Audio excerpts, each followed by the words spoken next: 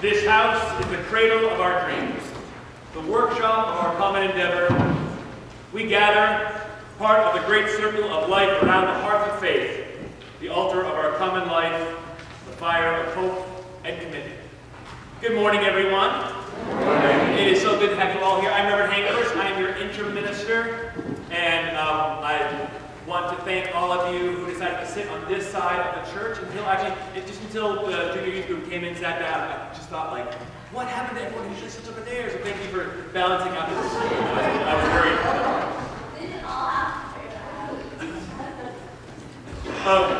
It is so great to have you all here and to see so many of you who were here last night for the super awesome, excellent party, that camp-themed party, which you will see. I think that the kayak is still up, or the kayak is still up. You know what I'm talking about? You'll see when you go into the parish hall for coffee hour. It was fantastic. What a fantastic party! What a fantastic! You know, I asked you all to have more fun this year. You should have more parties, and you've done that. And that's great. It was so great to see everyone hanging out, and I heard the s'mores were a little hard to make outside in the cold. And even if when you melted them on over the fire, by the time you got them to the chocolate, they were kind of cold again. But you know, it's symbolic. It's symbolic. Anyway, I'm so glad that you are here this morning. Let me turn the next portion of our service over to our worship associate. Here you go. Good morning. Good morning. I'm Leslie McPherson-Artinian. I am a member of the worship committee. And as you know, First Parish is a vibrant, welcoming congregation that welcomes all people to grow in deep faith, take bold action. We are so glad you're with us here today. I welcome particularly any newcomers that we have. We have packets in the pew that you can find some information about ourselves. And if you grab a little card, you can fill it out and get information about us, and we can get to know you a little bit. If you have children, we have certified childcare down the hall where they will lovingly take care of your children during the services. We also have listening devices, large print hymnals, large print orders of worship, pretty much anything you need. We're going to try to help you out. You can see the ushers in the back. And also we have greeters. You'll see all our awesome ushers and greeters in the back. They can answer any questions that you have. I direct you to notice our pink announcements in the bulletin. They are important stuff that's going on inside and outside of church. And we have two very quick announcements. I'm told very quick. One is Charlie, going to give us an update on the ministerial search.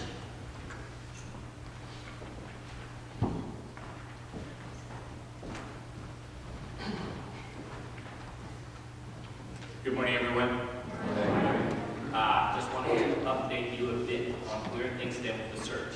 In a nutshell, we have our candidates ready for pre-candidate, and we will be doing that over the course of the next couple of months. We're very pleased about the slate of candidates that we've got put together, and frankly, based on other information we're hearing about other communities, I think we're in actually pretty good shape. There are some communities who are really scrambling out there, but I do want to say, for what it's worth, despite the level of work that the search committee has been involved in, especially over the last, I would say, month or so, we're having a good time. But it's not quite a party yet, but we are having a good time and really enjoying getting to know one another.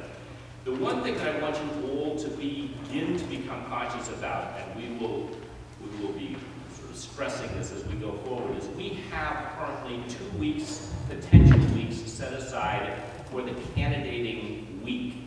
The candidating week is going to involve, I think, about 9 or 10 days, starting at the beginning of one weekend and going to the end of the next weekend. And the 2 weeks that we currently have set aside are the week of April 24th through May 1st, and the weekend after that, the weekend essentially of April 30th through May 8th, I guess it is. Now, a couple things you should be aware of. April 24th is going to be the last weekend of April vacation, and May 8th, which could be our last day, is Mother's Day, and what's complicated about that is that obviously the Louis D. Brown walk takes place on that morning, but it's possible that we will need to be having our congregational vote on the new minister on that day. So be thinking about that very carefully in advance. And you should be aware, we are not going to call this minister unless we get a 95% approval from all of you. So be prepared. When that candidating week comes, it's going to be very busy around here. It's going to be, I think, a very rich experience, but you should be very prepared to get in with both feet. Thank you.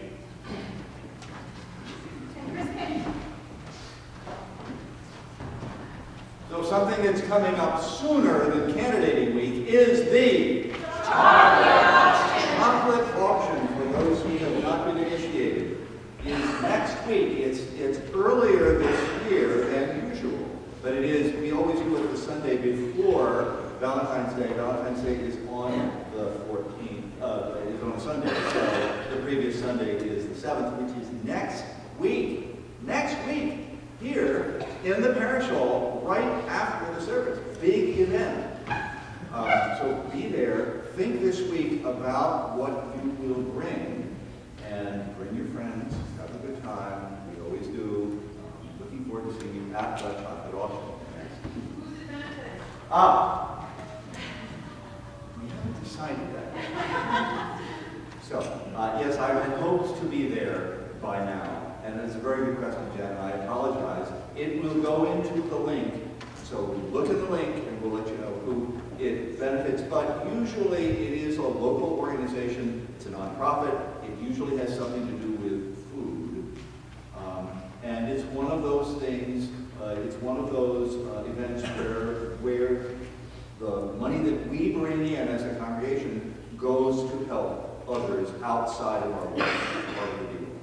So, David Egan, if you would see me after the service, I can help in that regard. Thank you. Thank you, Chris.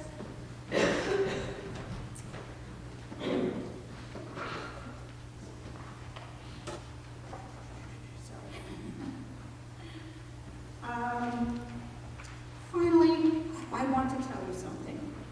You belong here. You belong here. Maybe for just the next hour, and of course we hope for longer. You belong here, and we are happy to have you with us. Extending a generous welcome is a spiritual practice, and I invite us all to extend that welcome to our neighbors by taking a few moments to greet them with one.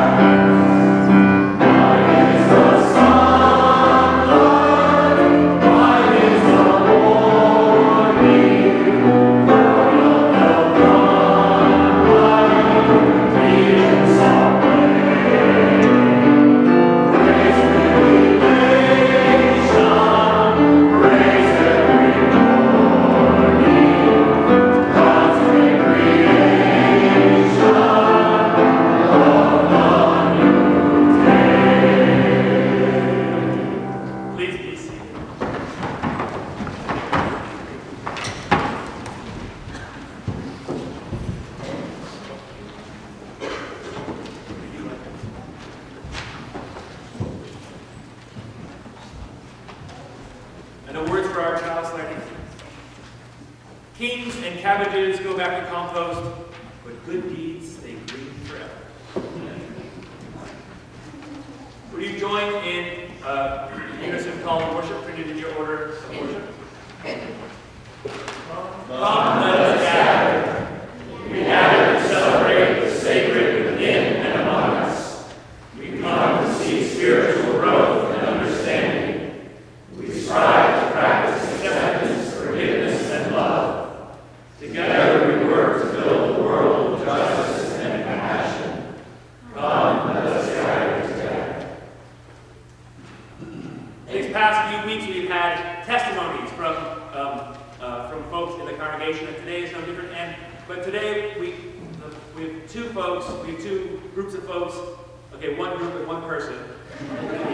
We're going to share testimony, and we want to hear from folks that we don't normally hear from giving testimony. So may I invite the junior youth group up?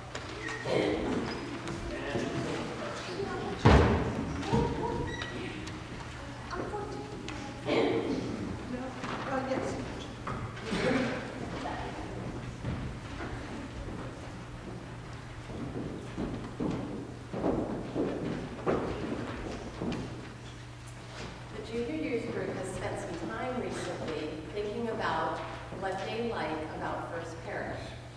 Here are their answers. So, group, I'm Rowan.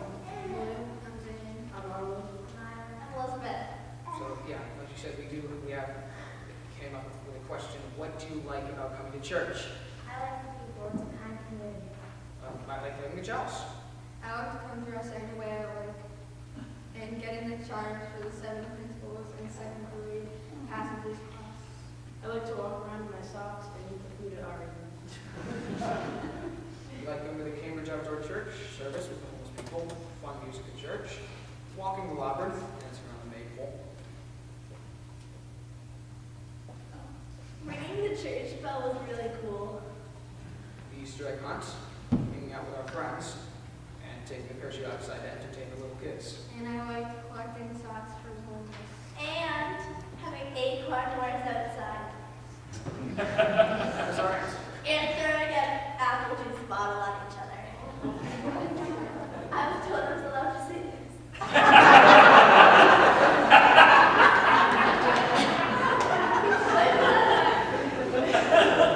But it's too late now.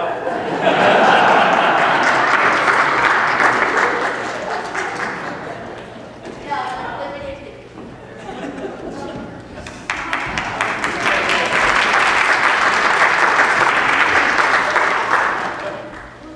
And now I have a question for you. What brought you to First Parish? For many of you, the answer is religious education for your children. We currently have more than 75 young people enrolled in our RE classes. And in responding to the search committee's survey, which 3/4 of us did, after finding a spiritual home, we listed religious education as the most important reason we come to First Parish. Clearly, RE is important to us as a congregation.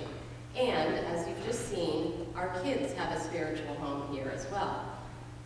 As you reflect on the level of your financial contribution for the annual budget drive, on what this community means to you, on what your kids are learning here, what our kids are learning here, I'd like to ask you to please take into account RE programming. We can't do RE without funding it. Let me share with you our 3 biggest goals for RE next year. The first is to align the level of staffing with the size and ambitions of our program. As I mentioned earlier, we have 75 kids to serve on Sundays.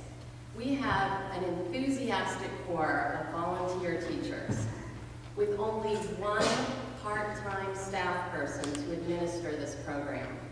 The UUA's recommendation for a congregation of our size and an RE program of our size is that we employ a full-time Director of Religious Education, or DRE. Like a minister, a credentialed DRE is a professional who's had years of training and for whom religious education is not just a job, but a career, a passion, a way of life. The energy, enthusiasm, and knowledge that a trained DRE brings to bear are at the foundation of a thriving, robust RE program. Don't we want that for our kids? And what about us? Isn't one of the jobs of a spiritual home to provide nourishment for our souls and our minds?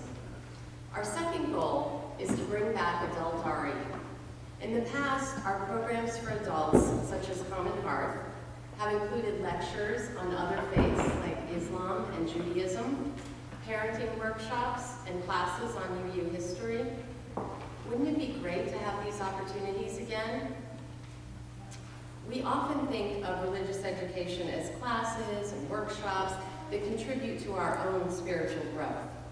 Engaging with the outside world is an essential part of fulfilling both our religious education and our social action ambitions. Which brings me to our third goal, having our young people do a service trip.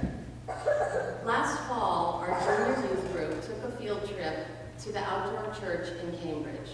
This was for a couple of hours one Sunday morning, and they're still talking about it. Imagine the impact of a week-long trip to help build houses in a poor rural area, or to build and maintain trails in a national park, or to install a playground in an impoverished urban neighborhood. We envision our kids contributing in a meaningful, life-changing way by participating in such a trip. The youth will have to fundraise for some of the money, but they'll need support from us too. These are just 3 ways that your pledge can contribute to our community. Whether you came here for your kids, or for yourself, or maybe both, education is central to spiritual growth, and a strong RE program benefits the entire congregation, our spiritual home. Thank you.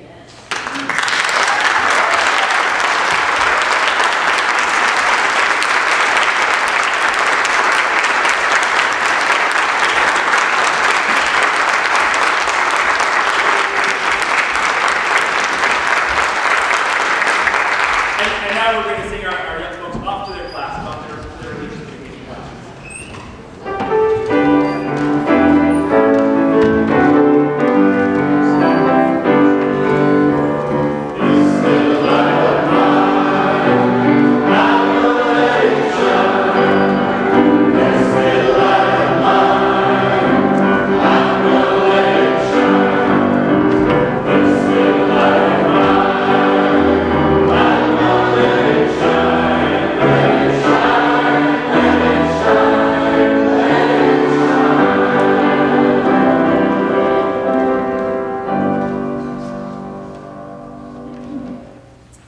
Awesome.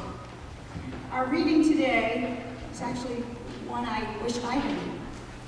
Shared Ministry by Reverend Robert Carmen. What makes my experience in the ministry so hopeful for me is that I am not alone in this careful hearing of both pain and excitement. This is not something for only one ordained road. It is something we all do for and with one another. Ours is a shared ministry, a giving and receiving.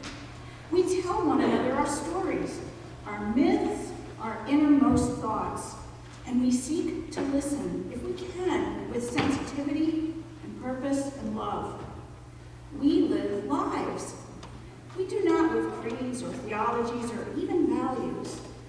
We are engaged with real events and people, and we are related, torn and isolated together. We are at odds, and we are sometimes very close. The spiritual center of our lives is not found in a faith, no matter how cherished or revered. It comes rather out of the openness and honest engagement, the courage in pain, and the love we experience with one another. Sometimes that openness is searching and doubting, confused or serene, ambivalent or empowered. But it's an openness nonetheless. And out of it comes a vision of a world made new by the reality of our lives, lived in the service of love and justice, of gentle goodness and forgiveness.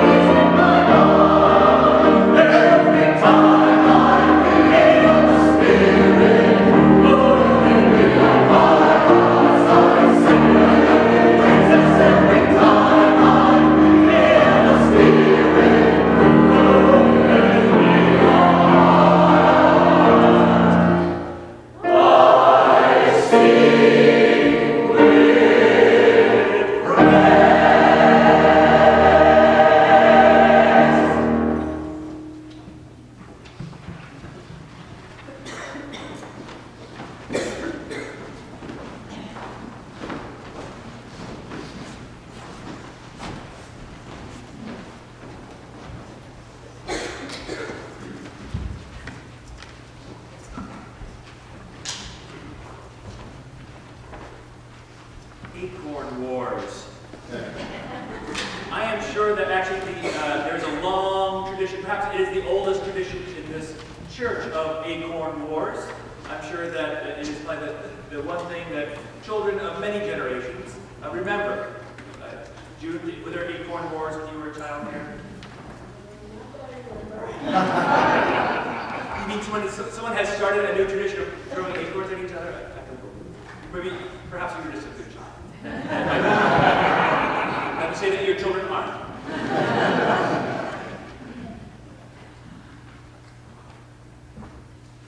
I gave part of this sermon a couple of years ago in the summer, so a couple of you might remember, you might have heard a few things, so I just want to let you know that. You weren't having some sort of deja vu. About 5 years ago, I was at a workshop on immigration issues here in Massachusetts. And Doug Zelensky, who is the Director of Leadership Development in the New England region of Unitarian Universalists, read a quote from Alice Walker's book, The Color Purple. To tell the truth, have you ever found God in church? I never did. I just found a bunch of folks hoping for him to show. Any God I ever felt in church, I brought in with me. And I think all the other folks did too. They come to church to share God, not to find God. But before Doug read that quote, he asked this question. How are all of you with that word God? There were some nervous giggles that some guy I rode to made a humping noise, disapproval. Doug, of course, asked this question to alert folks that the word God was going to appear in the opening reading. Second, to see what the mood of the crowd was. And third, to instruct and reassure folks that whatever the ideas he was going to put forward would be okay. It's a good reading. It's a good and true statement about other churches, and especially with us. Any God I ever felt in church, I brought in with me. And I think all the other folks did too. They came to church to share God and to find God. In other churches, people may believe different things. The individuals sitting in the pews may believe different things, but they don't talk about it. Where we talk about it, or at least we acknowledge that we have differences in our understandings of God, the sacred, the source of all being. But as Doug knows, and as most Unitarian Universalists know, it is difficult at times to talk about God in some of our churches. We are perhaps the only church where God is at times a four-letter word. I had a good friend who served a church in Florida. She shared with some of us her frustrations of being in this church and how one time she was giving a sermon about what it was she believed, and she said, now, this is what I believe. I don't expect you to believe this. It's just what I believe. And then she said, now, I believe in God. And before she could take the next breath, somebody in the back of the church said, I don't believe in God. That's fine. Thank you for yes. I understand. This is my own personal faith, my own personal beliefs. Now, I believe in God. And then somebody else from the other side said, I don't believe in God either. You know? And later when she was telling us this, she was looking for sympathy, and I, of course, thought this was like just the greatest thing ever. And I said, like, it's like an atheist, like evangelist meeting. Like,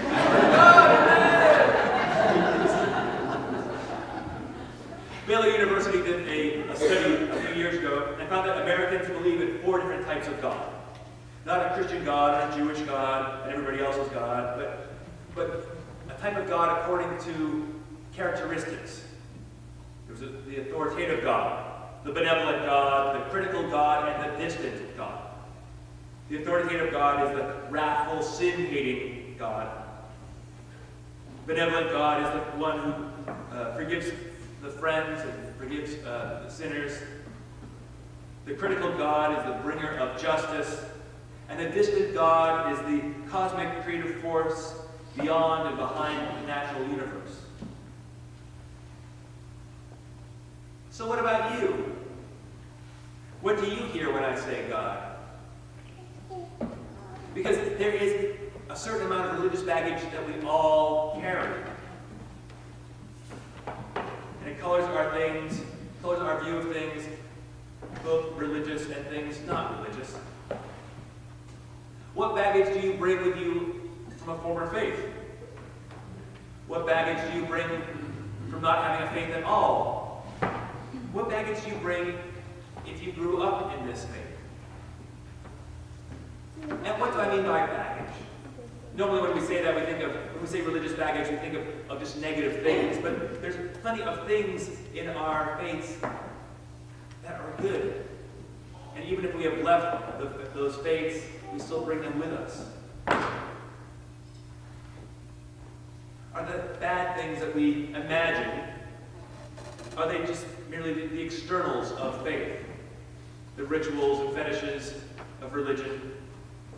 Or is it something else? The power and the abuse of power by those in leadership. The Reverend Diana Butler Bass, who studies religion in America, she said in the last 15 years there have been 5 things which have really brought on the demise of religious belief in our country. She said first was September 11th and just the hugeness of that tragedy. The Catholic sex abuse scandal. Protestant congregations conflicted about about allowing bi, gay, lesbian, and transgender folk into their congregations and into their religious leadership. There was the culture wars of the religious right. Who might have won the battle, but they might have lost the larger war as people left, which alienated an entire generation of young folks from religion because they saw religion just as being something conservative and bigoted. She calls this era the Great Religious Recession. And of course, there were also economic problems affecting churches as well. All institutions are failing here in the 21st century. It brings a mistrust. There is a certain mistrust of all institutions, not just in religious institutions, but in the medical field. People aren't they're having their children be inoculated. They're in the educational field. People are pulling their children out of public schools and educating them at home.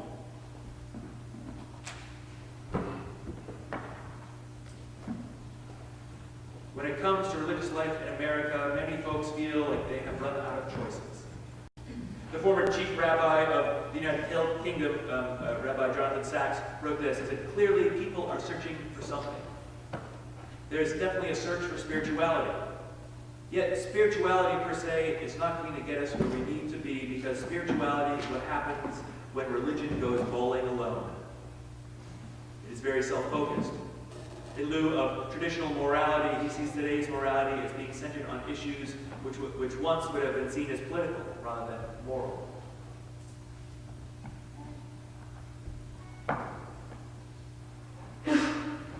For others, the reason why they gave up on God and religion is because of issues of authority. Now, authority has been the theme in this month's worship services. And when I say authority in religion, there's authority of Scripture, there's authority of tradition and rituals, and there's the authority of institutions. And those are all three things that people have given up on. Now, ours is a tradition that stresses our personal experience as authoritative.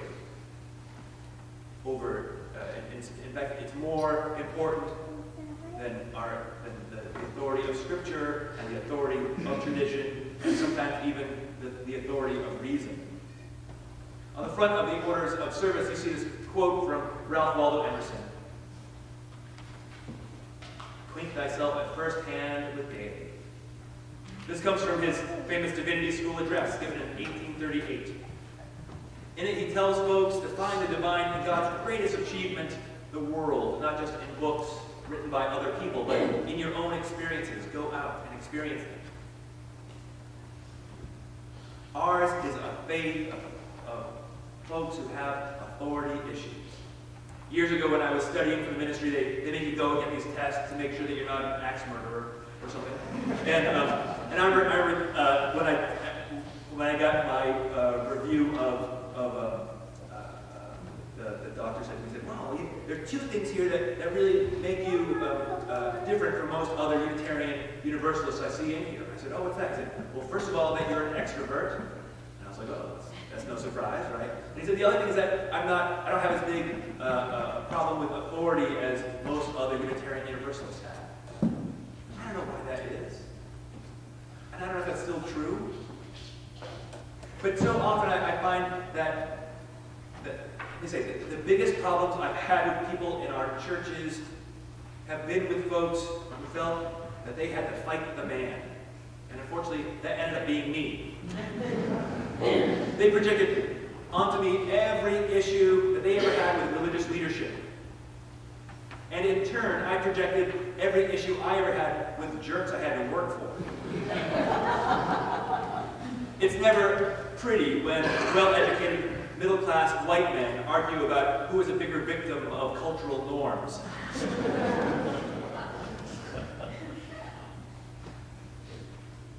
Honestly, our biggest problems as Unitarian Universalists around issues of authority and power is the belief that we don't have any.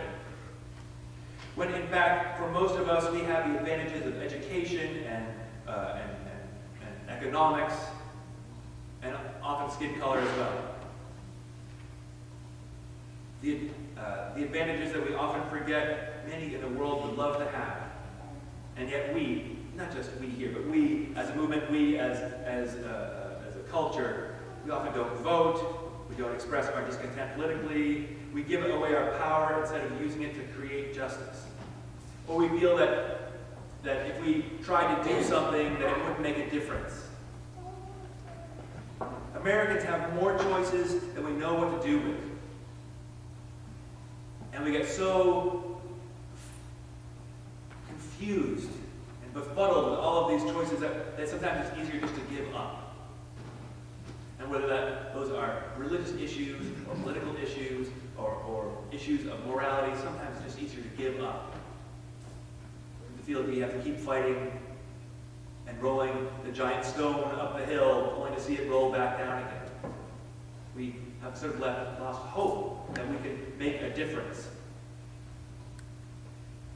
For many people, they feel that their religious baggage got too heavy, so they put it down and walked away.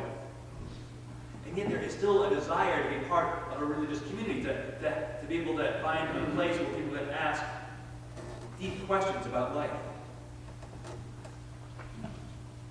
Let me tell you my religious baggage that I carry, and perhaps I'll tell you a little bit about yours. Mine was about Christianity. When I was a teenager, I was a teenage atheist. It was like a bad B movie.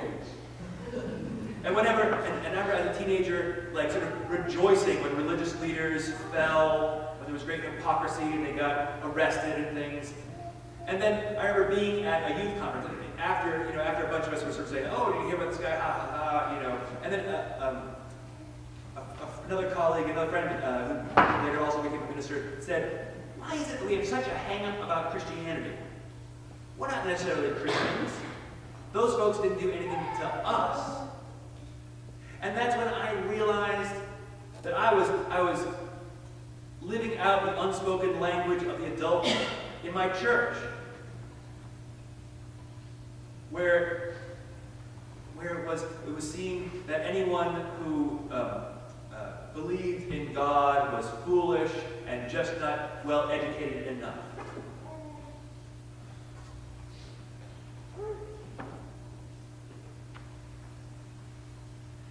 Years later, and thinking about I was caught once again with assumptions I made about Christianity and its role in people's lives, and even in the lives of people in the congregations that I served. I remember attending a funeral for a woman who was not a member of my church, but was friends with many of the people in the congregation I served up in Maine, and the Catholic priest who led the service as he finished the service, he finished and he crossed himself. And all of these people that I was sitting with, who were members of the congregation I was serving up there in Auburn, Maine, also crossed themselves. And I had this split second reaction where I sort of went, what are they doing? We don't do that, And then luckily another part of my brain kicked in and said, shut up. This is what people need. This makes these folks feel like they are part of this tradition that perhaps they left, but it is the tradition of their friend whom they love and have lost. And it allowed them to feel part of the larger body of Christianity, of which we are sort of over on the edge of at times. You see, sometimes the baggage that you have is okay. And you just need to be able to recognize that it's okay. The great James Luther Adams, sort of the leading Unitarian Universalist theologian of the 20th century, wrote these words: "I call that church free which enters into covenant with the ultimate source of existence, the sustaining and transforming power not made with human hands. It binds together families and generations, protecting against the idolatries of any human claim to absolute truth or authority. This covenant is the charter and responsibility and joy of worship in the face of death as well as life. I call that church free, which brings individuals into a caring, trusting fellowship that protects and nourishes their integrity and spiritual freedom, that yearns to belong to the Church Universal, that's open to insight and convenience and conscience from every source, but it bursts through rigid tradition giving rise to new and living languages, to new and broader fellowship, is a pilgrim church, a servant church, on an adventure of spirit. The goal is the prophethood and priesthood of all believers, the one for liberty of prophesying, the other for the ministry of healing. Its aim is to find unity and diversity under the promptings of a new spirit that bloweth where it listeth, and maketh all things new. There's no language, no buildings, or hymns, or robes, or rituals. None of the things that we think about when we normally think about church.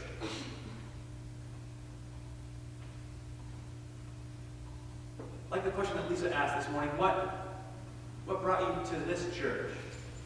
What do you seek out of coming here? Is it religious? Is it spiritual? What would you like church to be like? Last week, I spoke, and as part of my sermon, I talked about the Charles Street Meeting House over in Boston, and the physical changes that they did in their church. They tore up the pews and painted images of the earth on the floor and of the Andromeda galaxy here, and all of these things. And so many people were so interested in this. I had more people talking about that than just about any other sermon I've ever given here. People were coming up, and so much so that I ended up putting photographs of that in this week's link so people could see this. And as much as people were interested in the sort of the physical changes, I think people were also even more interested in the idea of changing church. Not just physically, but internalizing that question, what would a new church be like? So for a moment, let's just think about that. If you were going to create a new church, what would it be like? Now, I'm not asking you to imagine designing a religion. That often drifts into the whole world of Dungeons and Dragons. But your own church, your own community, what would that be like? Because that, in many ways, is what you and we have been doing together. Helping each other, helping everyone to think about what this church is that you want to be. If you were going to make a new church, free from all the baggage, your baggage, my baggage, the church's baggage, what would that church look like? If you were to let go of your religious baggage, what would you be like?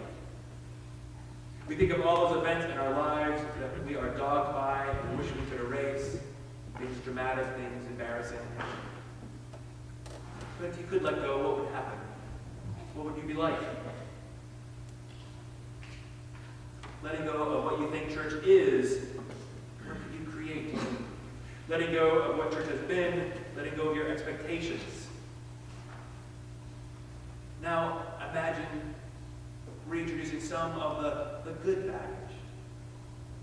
Those things that you still love and still influence you and that make you so happy that you've brought with you from your former faith, or from outside, from the world, the secular world. What are you longing for in a community like ours? You see, I think we want a place where we can see signs of hope, where people are dreaming and longing to connect, where they can find God.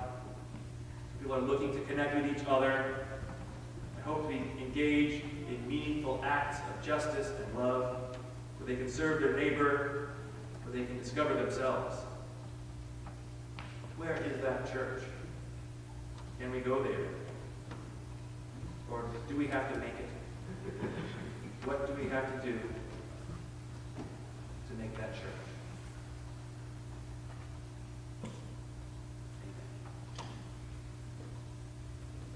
Our next hymn, you'll find also in the silver gray hymnals, is number 44. We sing of golden morning. Throughout the Milton University, we sing of golden morning. Please rise and join in and join us. Sing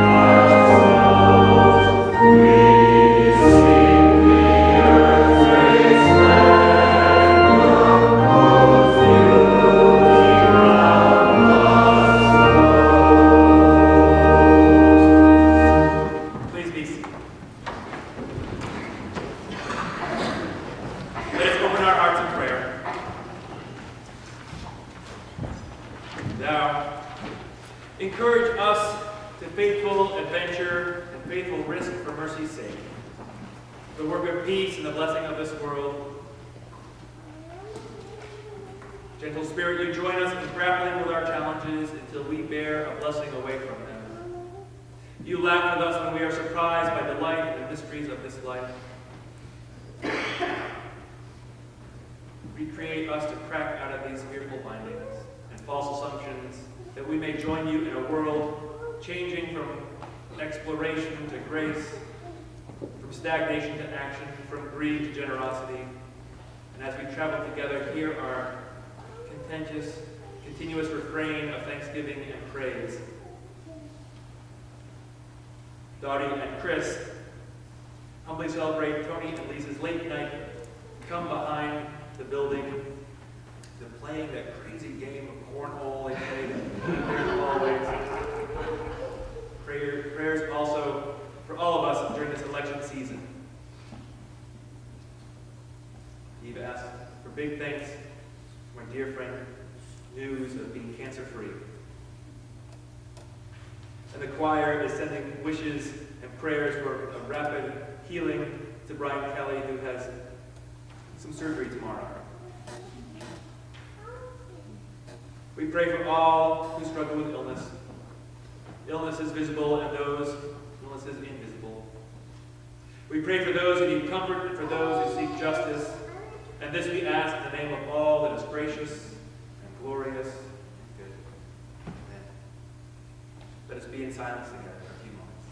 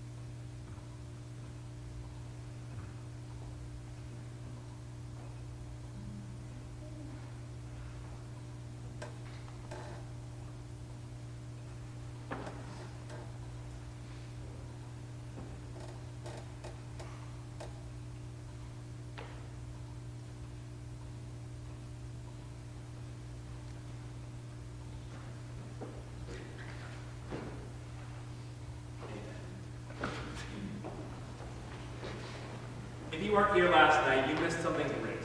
And one of the things that was so great was that folks set up our parish hall to look like a camp meeting. There were all of these little chairs put in circles, like you would around a bonfire. And they had the fire in the fireplace going, and it created a warm feeling even if you weren't close to the fire.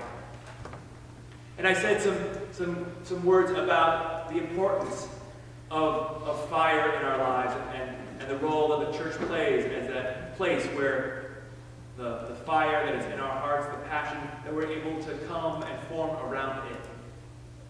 And then afterwards someone said to me too, the other thing about fire is that it is transformational. Whether it is taking something dry and brittle and turning it into energy, or whether we use it for cooking, for warmth. It is something that transforms the world around it. That is what this place does. It transforms us. And hopefully it burns away the difficult parts of us through our living and our association with each other and with our values. And what is left behind is something that is changed and new, like the phoenix in the stories of old. And the very first act of transformation is the giving of oneself. With that in mind, the offering will now be given and joyfully received.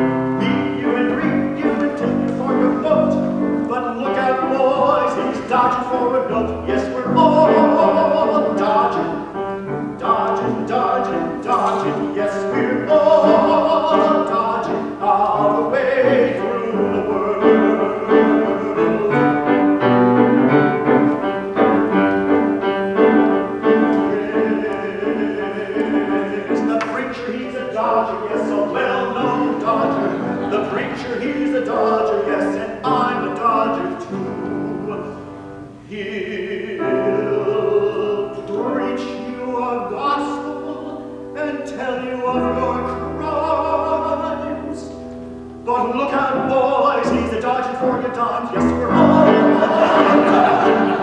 dodging, dodging, dodging. Yes, we're all dodging out the way through the world.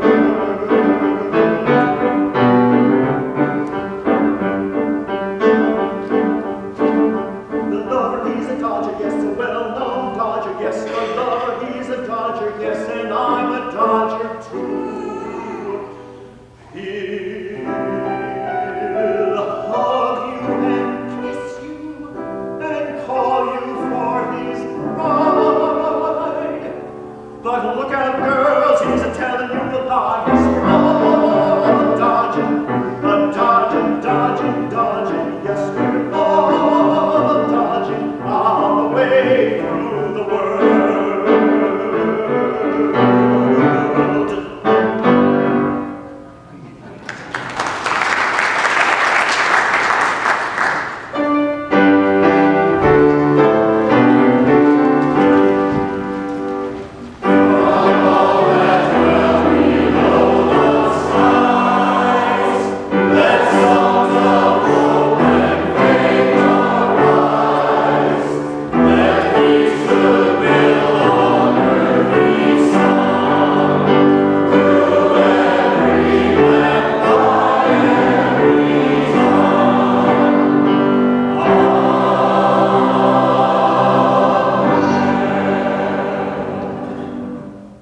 Please join me in the unison dedication. May these gifts be transformed into strength and safety in you, into comfort, food, and shelter for those in need, and may we be transformed by generosity. And would you please remain standing and join us in singing our final hymn, number 47. Now on Land and Sea Descendant. And let me just tell you a little bit about the band. So it's 47 in the Grand Silver Hymnal. You'll see that we sing Jubilate a lot, but the second time we sing it, right down here, the very last time we sing it, it's sort of an echo. So you sing it a little bit softer, okay? So just do that, so you know. So number 47, here we go.